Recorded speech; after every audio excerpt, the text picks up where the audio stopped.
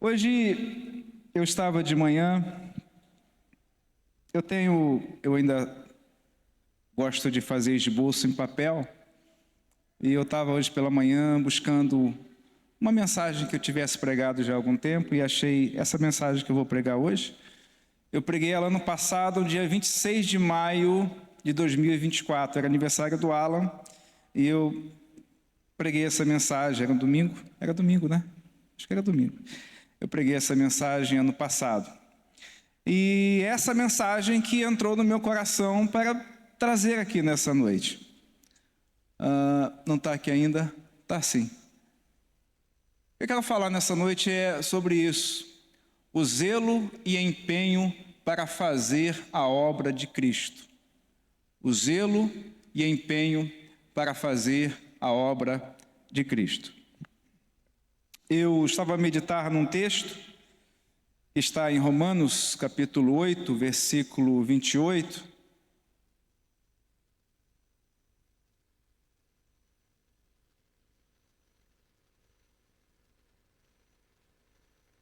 Na versão Almeida Corrigida e Fiel, diz assim: sabemos que todas as coisas contribuem juntamente para o bem daqueles que amam a Deus, daqueles que são chamados segundo o seu propósito. Eu gosto também da versão King James, que diz assim: estamos certos de que Deus age em todas as coisas com o fim de beneficiar todos aqueles que foram chamados segundo o seu plano, ou segundo o seu propósito. E quando eu medito nesse versículo e pensando nessas palavras, segundo a versão King James, que me chamou a atenção essa versão, eu começo a pensar o seguinte: estamos certos de que Paulo, ele deixa uma assertiva desse versículo, nesse versículo na carta aos Romanos, dando para nós uma certeza. Nós estamos certos. Quem está certo de alguma coisa. E ele diz de que Deus age. Esta é uma certeza que nós precisamos ter sempre em mente. Deus está agindo. Deus está fazendo, Deus está trabalhando, Deus está realizando uma grande obra. Deus tem um plano, Deus tem um projeto, Deus tem um propósito para com as nossas vidas. Então ele começa dizendo: estamos certos de que Deus age. Deus age em quê? Deus age em todas as coisas. Deus age em todas as coisas. Deus age na sua vida. Deus está agindo no seu casamento. Deus está agindo na sua saúde. Deus está agindo nos seus filhos. Deus está agindo na sua empresa. Deus está agindo nas suas finanças. Deus está agindo no seu coração. Deus está agindo em todas as coisas. Porque se tirarmos dali alguma coisa, deixam de ser todas as coisas, passam a ser muitas coisas. Mas o texto diz que Deus está agindo em todas as coisas. Qual a finalidade disso? Beneficiar, fazer o bem. Deus age então com a finalidade de fazer o bem. Fazer o bem a quem? A todas as pessoas? Não, a todos aqueles que o amam. Nós sabemos que nem todos amam a Deus, nem todos amam o Senhor. Segundo Romanos 5:1, nós, quando estávamos no pecado, éramos inimigos de Deus. Mas hoje estamos em Cristo, justificados em Cristo Jesus. Existe um erro muito grande das pessoas dizerem que Deus ama todas as pessoas e que Deus não vai jogar ninguém no inferno porque Deus ama. Na verdade, Deus ama. Mas muitas pessoas não vão para o céu não é porque Deus não as ama, é porque elas não creem em Jesus. Porque elas não receberam Jesus, porque elas não abriram o seu coração para Jesus. Paulo continua a dizer: daqueles que foram chamados, Deus nos chamou. Deus te chamou? Deus chamou você? Deus chamou você que está aqui, Deus chamou você que está em casa, Deus nos chamou, fomos chamados por Deus, e fomos chamados por Deus por quê? Porque Deus tem um plano, Deus tem um propósito específico para com a nossa vida, não fomos chamados aleatoriamente, Deus nos chamou porque Ele tem um propósito específico para com a sua vida. E aí eu quero entrar na mensagem, já tendo lido o texto, zelo e empenho para fazer a obra de Cristo. O que eu tenho a ver com a obra de Cristo? Alguém pergunta. Tudo. Nós temos tudo a ver com a obra de Cristo. Paulo escreve a sua carta a Tito, capítulo 2, versículo 11, diz: porque a graça de Deus se manifestou, trazendo salvação a todos os homens. Se nós fomos salvos por Cristo, e nós fomos salvos por Cristo, nós precisamos compreender isto. Nós temos que ter gratidão, a devoção ao Senhor das nossas vidas. Porque Ele não é apenas Salvador das nossas vidas, Ele também é Senhor das nossas vidas. Jesus não veio apenas para ser Salvador, Ele veio para ser Senhor. Certa vez Ele disse: por que vocês me chamam Senhor, Senhor, se vocês não fazem o que eu vos mando? Ele veio para ser Senhor das nossas vidas. Por que eu tenho que fazer a obra de Cristo? Colossenses 1,13 vai dizer para nós que Ele nos libertou do império das trevas e nos transportou para o reino do Filho do seu amor. Devemos fazer a obra de Cristo porque fomos libertos por Jesus. As cadeias quebraram nas nossas vidas, as correntes quebraram nas nossas vidas. Nós éramos cativos, presos, prisioneiros do nosso inimigo, mas Jesus, pela sua obra vicária na cruz do Calvário, nos libertou do império das trevas e nos transportou para o reino do seu Filho amado. Fomos transportados do império das trevas. Hoje estamos no reino de Deus. Fazemos parte do reino de Deus. Paulo escreve a sua carta aos Filipenses, capítulo 3, versículo 12, e ele diz: não que eu já tenha recebido isso ou que tenha obtido a perfeição, mas prossigo para conquistar aquilo para o qual também eu fui conquistado. Então Paulo está escrevendo a Filipenses e ele diz: eu fui alcançado para alcançar, eu fui conquistado para conquistar. Então esse sentimento, esse entendimento precisa estar na nossa mente, no nosso coração. Por que é que eu fui salvo em Cristo? Eu fui salvo em Cristo para que outros sejam salvos também através da minha vida.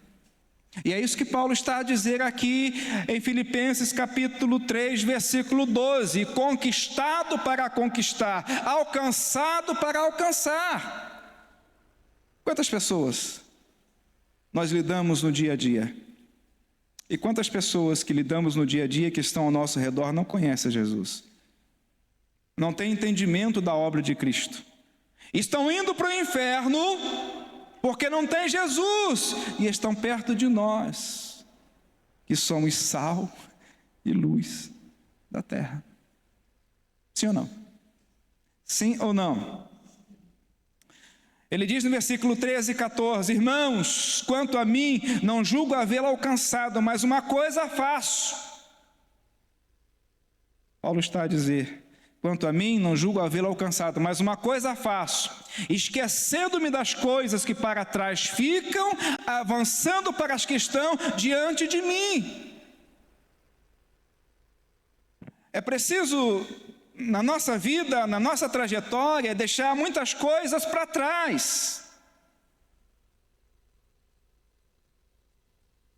É preciso deixar a afronta para trás, a mágoa para trás, a falta de perdão para trás, e perdoar todas as ofensas para prosseguir adiante. Existem pessoas que carregam uma bola de ferro por anos, e isso é um peso na vida delas, porque não conseguem perdoar uma afronta, não conseguem perdoar uma mágoa que ficou de um parente, de um familiar, de um amigo, de um irmão, de um vizinho. Isso impede as pessoas de caminharem. Isso impede as pessoas de prosseguirem adiante, porque elas estão presas na mágoa, presas na falta,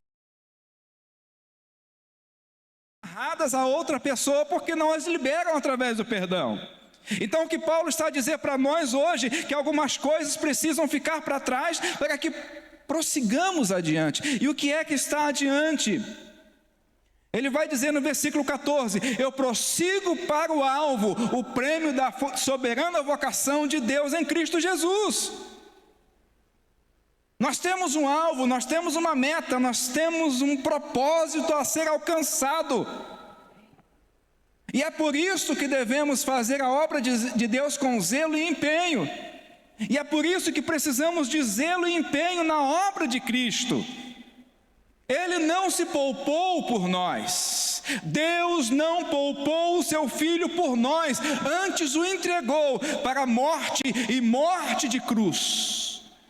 Nós também não devemos poupar as nossas vidas por causa de Cristo. Se somos gratos a Ele, se devemos devoção a Ele, gratidão a Ele, louvor a Ele, adoração a Ele, devemos então nos entregar para a sua obra sem reservas, com todo amor.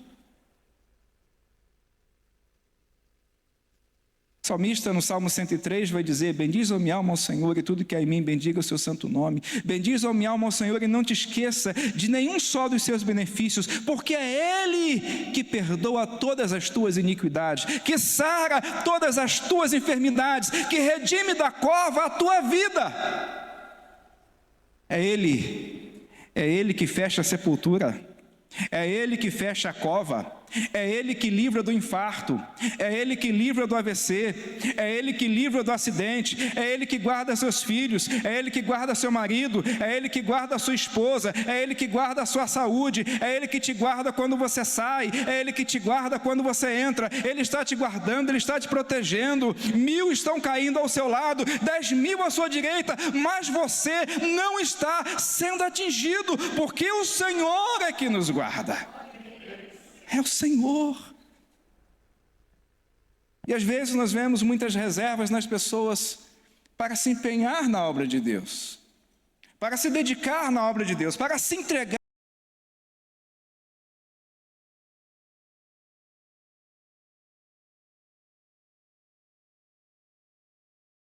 Plano.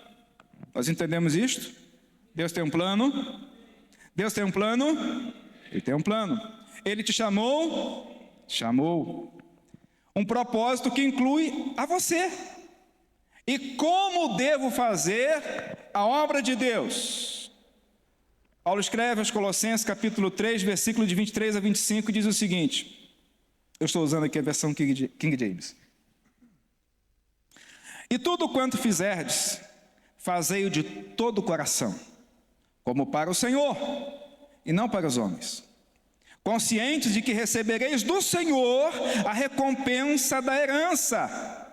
É a Cristo Senhor que estais servindo, pois quem agir de forma injusta receberá o devido pagamento pela injustiça cometida, e nisto não há exceção para pessoa alguma. Paulo diz, no versículo 23, e tudo quanto fizerdes, é para fazer mais ou menos? É para fazer com segundas intenções? É para fazer com coração fechado, coração magoado, coração contrito? É de todo o coração. De todo o coração.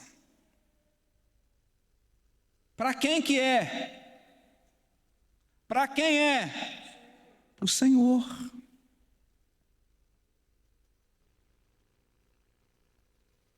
para o Senhor. Versículo 24, ele diz: conscientes de que recebereis do Senhor a recompensa.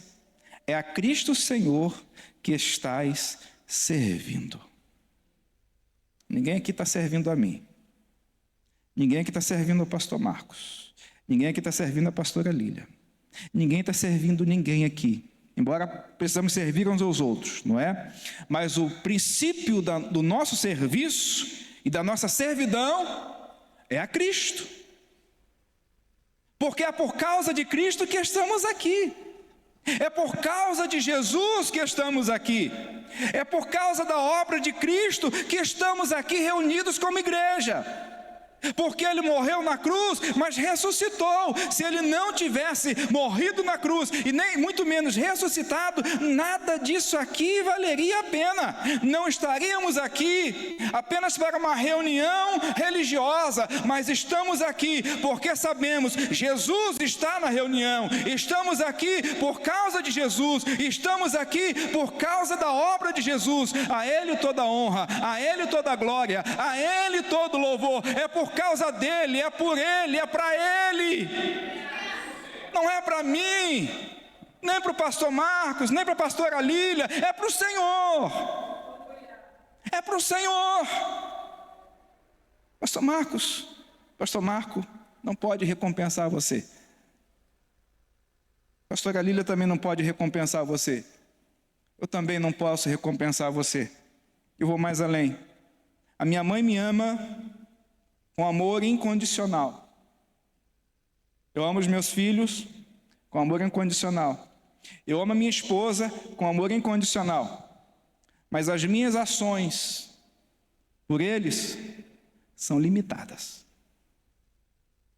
O que eu gostaria de fazer eu não consigo. E vou até onde posso. Por mais que seus pais te amem, e eles te amam. Por mais que você ame seus filhos, e você ama seus filhos, as suas ações por eles são limitadas. Porque chega um ponto na vida que só Jesus pode fazer. Chega um ponto em determinada situação que é só Jesus que pode fazer. Então, por que eu zelo e empenho para fazer a obra de Cristo? Porque tudo Ele fez por mim e tudo Ele fez por você também. Fazendo uma análise desse texto que nós acabamos de ler, versículo 23 diz: de todo o coração. Você pode repetir nessa noite: de todo o coração? Versículo 25 vai nos dar um conselho: cuidado com a injustiça. Porque aquele que cometer injustiça sofrerá pela injustiça cometida, e quanto a isso não há exceção de pessoas. Nós podemos errar. Eu erro, você erra, todos nós erramos. Não há aqui quem não erre. Às vezes podemos errar no nosso julgamento, nas nossas palavras, nas nossas ações, nas nossas intenções, nós erramos. Nós somos limitados. Mas Paulo deixa aqui um conselho para nós: cuidado com a injustiça. Isso cabe a nós, porque quem cometer injustiça sofrerá a injustiça cometida. Ele diz também: é para o Senhor que estamos trabalhando. E ele diz também: é Ele quem nos recompensa. É o Senhor quem recompensa. Você pode dizer nessa noite: é o Senhor que me recompensará de toda obra feita com todo o coração. Quebrar o protocolo aqui. Você pode aplaudir Jesus nessa noite?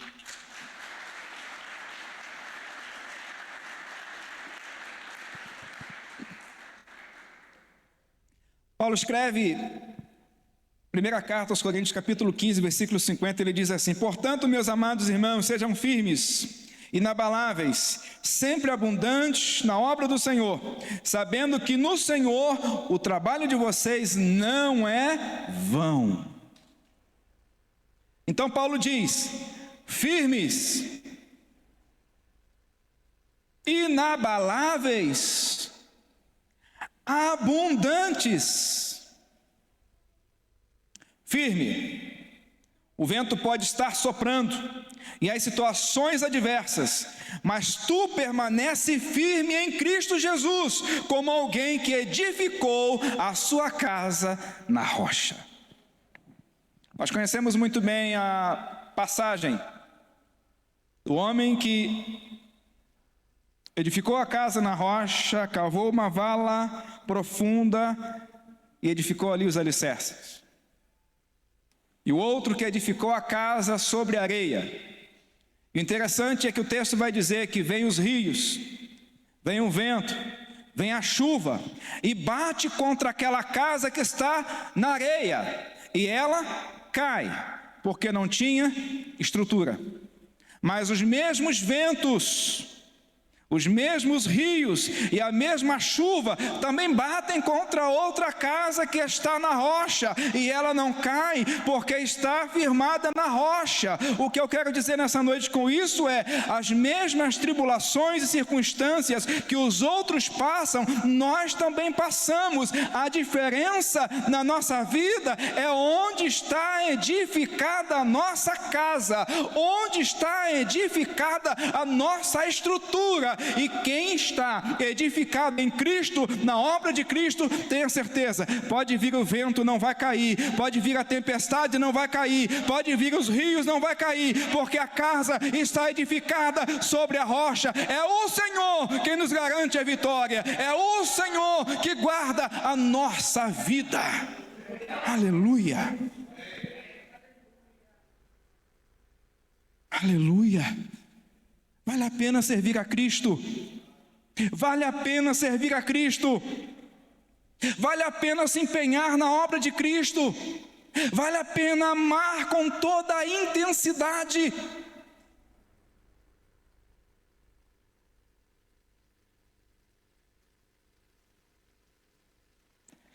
Inabaláveis.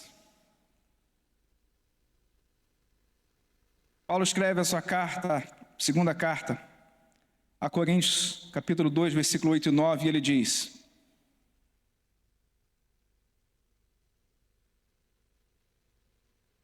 em tudo somos atribulados, porém não angustiados, perplexos, porém não desanimados, perseguidos, porém não abandonados, abatidos, porém não destruídos. Eu vou repetir o texto. Em tudo somos atribulados, porém não angustiados, perplexos pela situação, pelo acontecimento, como as coisas acontecem, com a velocidade que acontece. Porém não estamos desanimados. Paulo escreve essa mesma carta lá no capítulo 1, capítulo 4, versículo 1, ele diz: tendo, porém, esse ministério, não desanimamos. E eu fui analisar o que Paulo estava querendo dizer com isso, e voltando no capítulo 3, ele vai falar sobre o ministério do Espírito. Então Paulo começa o capítulo 4, versículo 1, dizendo: tendo esse ministério, não desanimamos. Que ministério é esse? O ministério do Espírito. E o Espírito está conosco, e o Espírito nos ajuda, e Ele nos consola, e Ele nos guarda, e Ele nos fortalece. Quando estamos abatidos, Ele nos diz que não devemos ficar angustiados. Quando estamos atribulados, Ele diz que não devemos ficar angustiados. Quando ficamos perplexos, Ele não permite que venhamos a desanimar. E eu quero profetizar nessa noite sobre a sua vida: você não vai desanimar. Você não vai desanimar, seu marido não vai desanimar, sua esposa não vai desanimar, seus filhos não vai desanimar, o seu coração não vai ficar desanimado, muito pelo contrário, você vai estar animado e animada pelas obras que Cristo fez na sua vida. Animado, animação. Jesus está na vida da gente. O vento pode estar soprando, mas uma porta vai se abrir. Pastor, está fechada ainda, mas ela vai se abrir. Mateus capítulo 7, versículo 7, Jesus disse: aquele que bate, batei, abrir-se-vos-á, buscai e achareis, pedi, dá-se-vos-á. Versículo 8 ele vai dizer: porque todo aquele que pede, recebe, todo aquele que busca, encontra, e todo aquele que bate, a porta se abre. Nós estamos num processo. Nós estamos num processo. Processo de amadurecimento. Porque Deus tem um plano. Porque Deus tem um propósito. E muitas vezes, durante esse processo, nós precisamos ter zelo e empenho para fazer a obra de Deus, porque o desânimo pode vir. A vontade de parar pode vir. A vontade de ficar em casa pode vir. A vontade de fechar o coração para não entregar o dízimo, a oferta pode vir.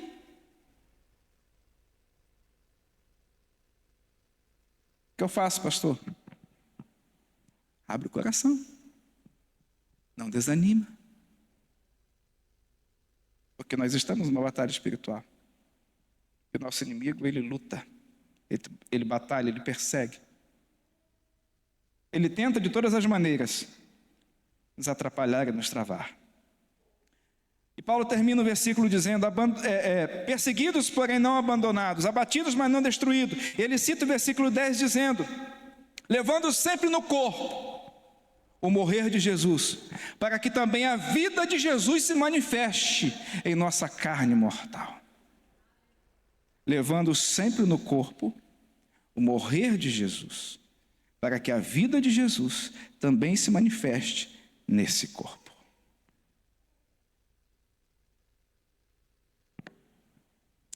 Emocionalmente não estamos abalados, ou estamos? Não estamos. Diga, pastor, não estamos abalados. Diga, pastor, não estamos desanimados. Eu estou animado para fazer a obra de Deus nesse lugar. Abundantes, porque eu devo ser abundante. Paulo diz no versículo 14 do capítulo 3 de Filipenses: prossigo para o alvo. Estamos prosseguindo, estamos rumando, estamos indo para frente. Eu tinha um pastor que dizia assim, pastor Marco: para frente é que se anda. Para frente é que se anda. Quem anda para os lados é caranguejo. Para frente é que se anda. Eu quero dizer para nós aqui nessa noite, para você que está em casa também: para frente é que se anda. Paulo tinha uma meta. Paulo tinha um propósito. E onde é que Paulo está quando escreve essa carta aos Filipenses? Paulo está preso.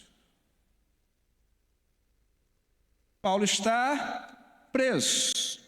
Filipenses é uma das cartas da prisão. E eu fico pensando como que um homem que está preso diz: eu estou prosseguindo, eu estou avançando. Você não está preso. Você não está presa. Nós não estamos em cadeias, mas quando Paulo escreve essa carta, ele está em cadeia, e mesmo assim o coração de Paulo está cheio, está revigorado, está animado, e ele diz: eu estou prosseguindo para o alvo, para o prêmio da soberana vocação de Deus em Cristo Jesus. As cadeias não podem prender a minha vocação, nem o meu ministério. As cadeias não podem me impedir de prosseguir. Eu vou prosseguir para o prêmio da soberana vocação de Deus em Cristo Jesus. Esta é a palavra para nós também nessa noite, prosseguindo para o alvo da soberana vocação de Deus em Cristo Jesus. Você está prosseguindo para o alvo também? Nós temos um alvo, nós temos uma meta. Versículo 15, Paulo vai dizer, do capítulo 3 de Filipenses ainda: todos, pois, que somos maduros, maturidade, temos esse mesmo modo de pensar. Efésios 4, 15 e 16, Paulo diz: mas seguindo a verdade em amor, cresçamos em tudo naquele que é a cabeça, Cristo. Filipenses ele fala de maturidade, Efésios ele fala de maturidade. Eu digo para nós, maturidade é essencial à igreja. Maturidade é essencial para a minha vida. Maturidade. Crescer em Cristo Jesus. Versículo 16 ele diz: de quem todo o corpo, bem ajustado, consolidado pelo auxílio de todas as juntas, segundo a justa cooperação de cada parte, efetua o seu próprio crescimento para a edificação de si mesmo em amor. E eu gosto muito desse versículo 16, porque Paulo diz o seguinte: de quem todo o corpo, bem ajustado e consolidado pelo auxílio de todas as juntas, segundo a justa cooperação de cada parte, efetua seu próprio crescimento para a edificação de si mesmo em amor. Nós somos as juntas e precisamos estar bem ajustados para o crescimento da obra de Deus na terra, especificamente em Chaves.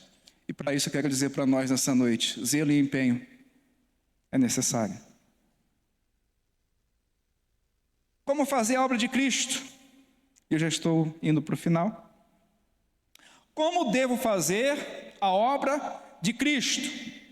Faça tudo com verdade, tendo uma consciência tranquila diante de Deus e dos homens. 2 Coríntios, capítulo 8, versículo 21, Paulo diz o seguinte: pois estamos empregando todo o zelo necessário para fazer o que é correto, não somente aos olhos do Senhor, mas também perante os olhos dos homens. Louvor pode subir.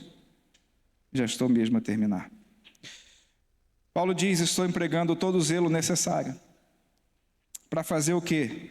O que é correto diante de Deus e dos homens.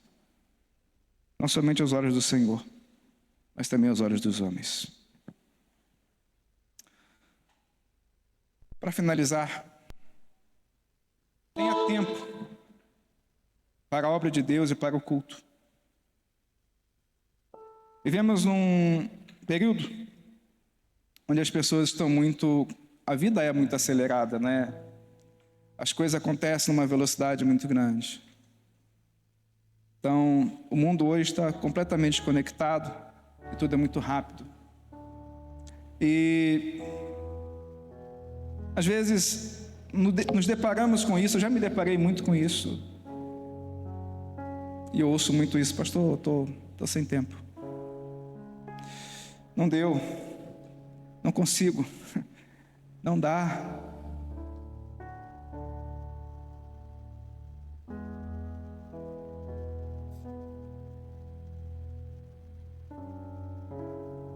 Se nós fôssemos orar, e se o Senhor dissesse para nós: meu filho, minha filha, estou muito ocupado para te atender, eu estou sem tempo para te ouvir, eu estou sem tempo de estender a mão para você, eu estou sem tempo de te livrar, eu estou sem tempo de abrir as portas, eu estou sem tempo de dar aquela bênção que você está me pedindo. Olha o que Jesus disse. João capítulo 9, versículo 4 e 5. É necessário que façamos as obras daquele que me enviou, enquanto é dia. A noite vem, quando ninguém pode trabalhar. Nós temos 24 horas todos os dias.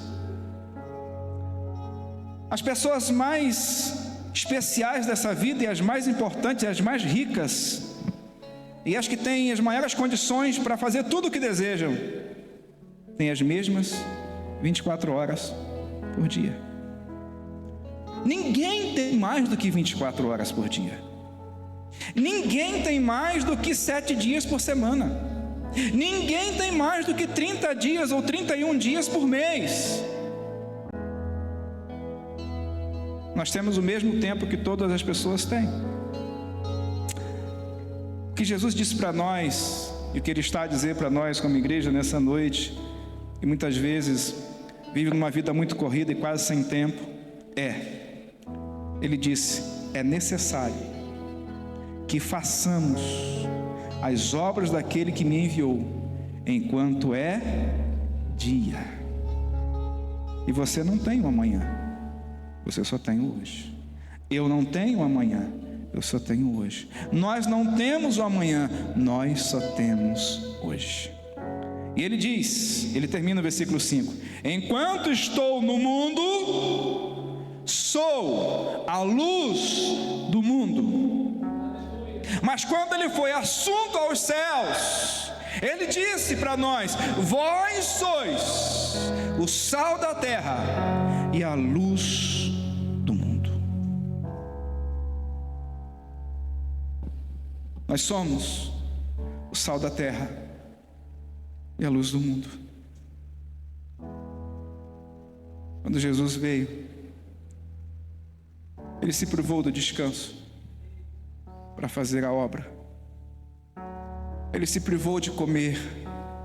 Ele disse algumas vezes: uma comida tenho, que é fazer a obra do meu Pai. Quando estava cansado, dormia no barco. Não se escondia da multidão. Todos tinham acesso a Ele. Todos tinham acesso ao Senhor. Ele fez com intensidade a obra de Deus. Eu quero dizer para nós nessa noite: onde está você, que ama o Senhor, que foi achado, encontrado, alcançado por Ele, e que entendeu nessa noite que precisa ser intenso, intencional, integral. Quando eu falo integral, não digo que você tem que estar na igreja o dia inteiro, mas integral na sua vida, no seu relacionamento, no seu posicionamento como cristão, diante de todos.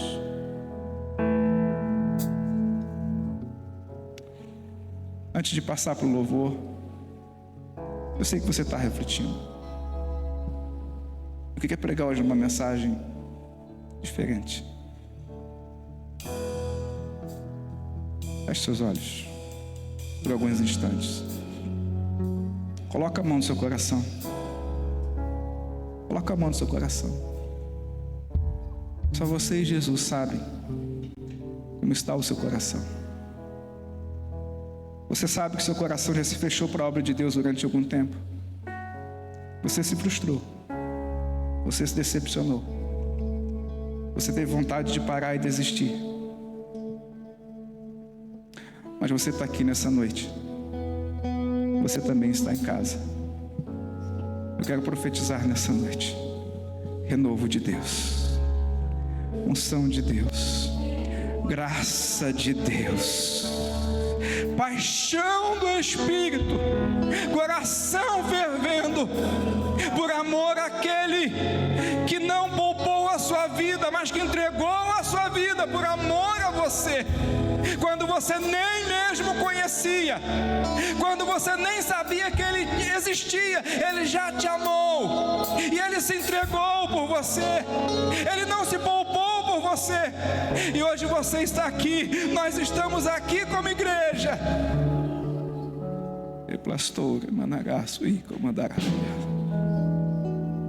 Que seu coração esteja aquecido nesta noite, cheio, cheio, cheio, cheio, cheio, cheio, cheio da graça, cheio da unção, cheio do poder, cheio do amor, com zelo, com intensidade. Aleluia, aleluia, aleluia, aleluia. Quem éramos nós para que Ele nos amasse? Ele sabe de todos os nossos erros, das nossas dificuldades, das nossas limitações, e mesmo assim nos escolheu. Ele não errou, porque Ele não erra. Você é a pessoa certa. Ele te escolheu. Você é a pessoa certa. Ele tem um plano específico na sua vida. Aleluia. Você pode aplaudir Jesus nessa noite?